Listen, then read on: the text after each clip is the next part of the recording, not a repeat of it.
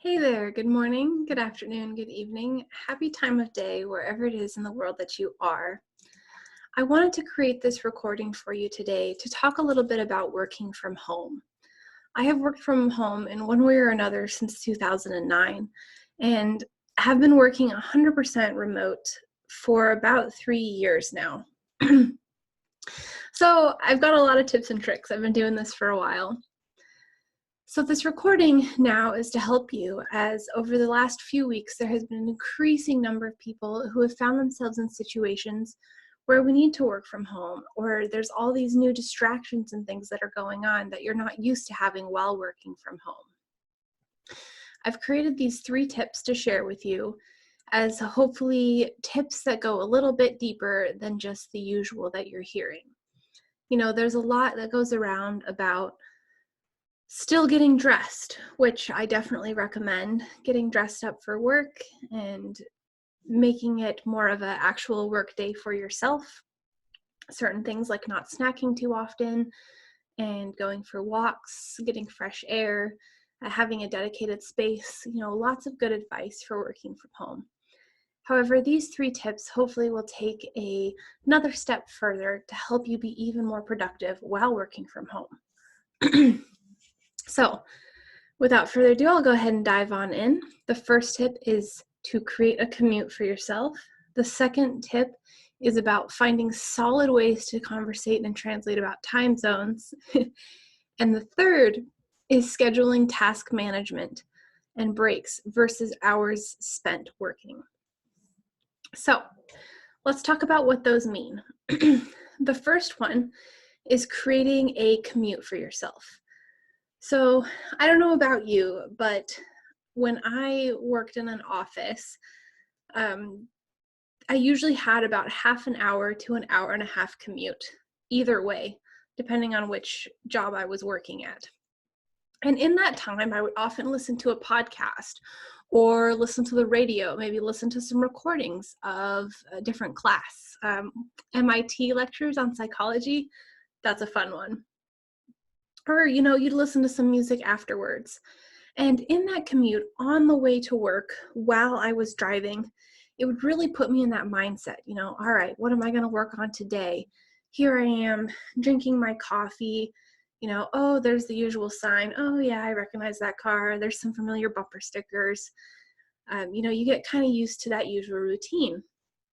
And then when you get to work, you walk in, you say good morning to people, you sit down at your desk and get ready, and you're ready to go.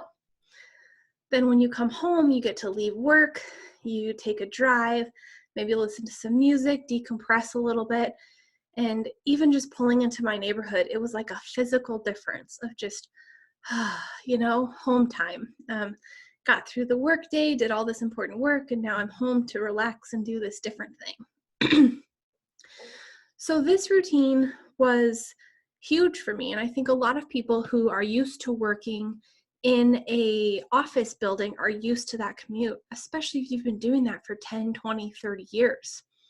Now when you're working from home, you don't have a commute. Maybe a 10-step walk from your bed to the desk or from the kitchen table to the dining room table. This has changed.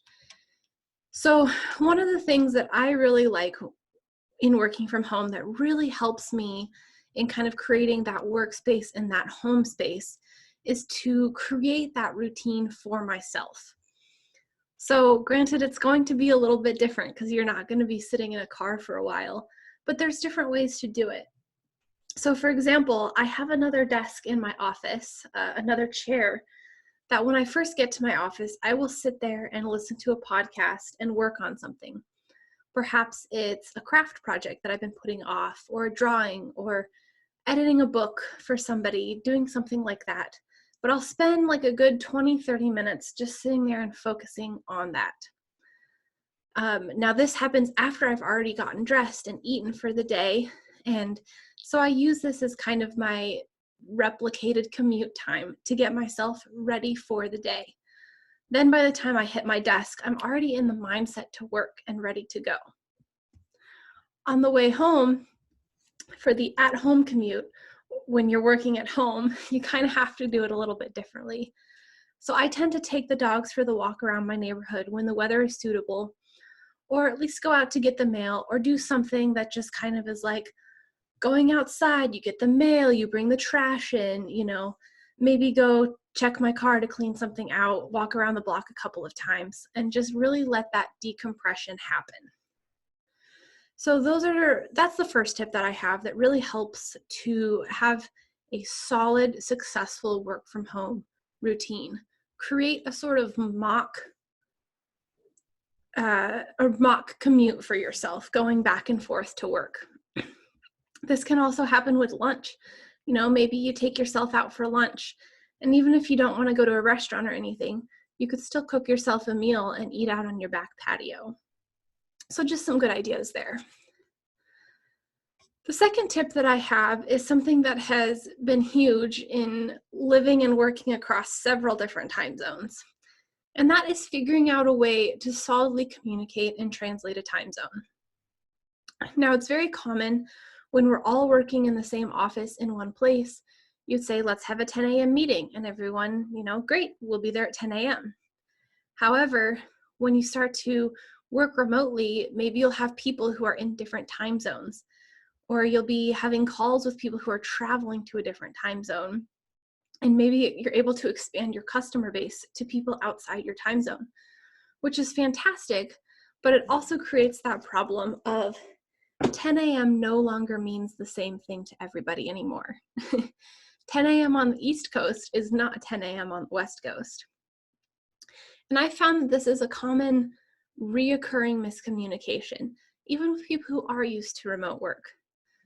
Getting in the habit of using a tool or some sort of method to just really diligently and habitually talk about time zones is incredibly important. For example, I use Google Calendar for everything and invite people with Google Calendar so that no matter where I'm at or where they're at, we'll all see the same time across time zones, which is incredibly helpful. So be very diligent about the time zones. Even if it feels silly, it'll help avoid that mistake where you're sitting down for an 11 o'clock meeting and then you log in and realize that the person thought it was an hour earlier and you were late.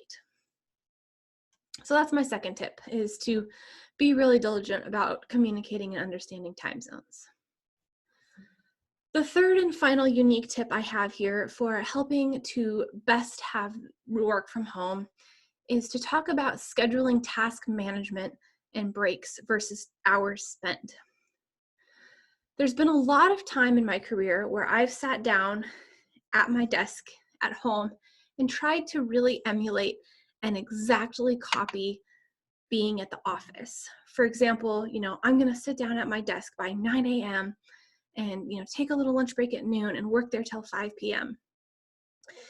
And this can be a great place to start. It can really help if you have a lot of distractions, a lot of issues, if you're needing to translate that habit into being at home.